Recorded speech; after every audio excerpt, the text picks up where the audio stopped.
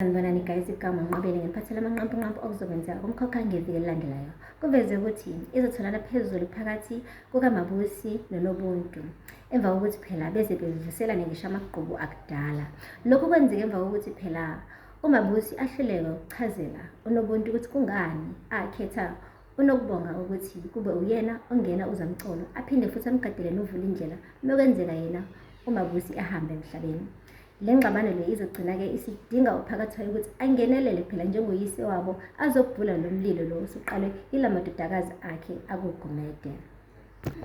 Kuphinde kwavezwa-ke ukuthi uNdlovu uzoloku eqhubekile nokuhlebelela phela uKhulekani ushevu wodwa ukuze phela-ke aloke ededa nje emndenini wakoMthembu. Sibonile-ke guys ukuthi uMthembu uyifikele qathatha kuSiphamandla embuza phela ukuthi uphi uKhulekani.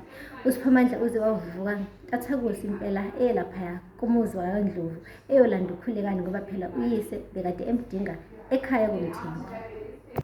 Kuphinde kwaveza-ke ukuthi ibandla likaSiphamandla lizomane nje lishone phansi le enzansi, kanti-ke ibandla kaKhulekani lizokhuphuka-ke lona.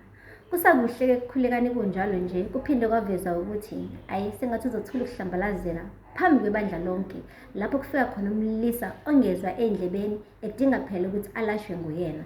Kuveze ukuthi impela uKhulekani uzokhuleka kuze komamathe ezama ukuthi asindise lo mlisa lo, kodwa kube nhlanga zimuka nomoya.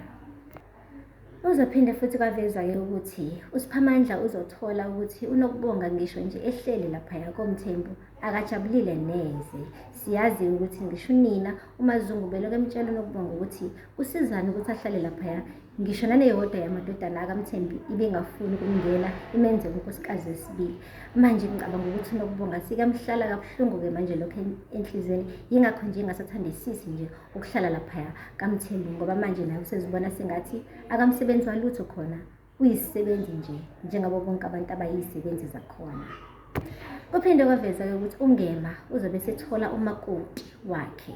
Abachazanga ukuthi umakoti muphi lo azomthola ngoba phela siyazi uNgema usanda ukudlulela indodana yakhe kabuhlungu kabi uSabelo, akakapheli ngisho iviki efihliwe umntwana, kodwa-ke manje sethola umakoti. Kazi muphi-ke lo makoti siyobona khona-ke guys, mhlanje sevelile ngizonazisa nje, nizoba bokuqala abaziyo ukuthi ubani lo ozobe secacela laphaya koNgema. Phela lapho-ke guys amanqampunqampa namhlanje, ningakhohlwa nawe ukulandela amazwibela azoqala ngeviki elilandelayo ngoMsombuluko kuze kube lesihlanu. Ningakhohlwa nawe ukusubscribe and like and comment. Until next time, bye.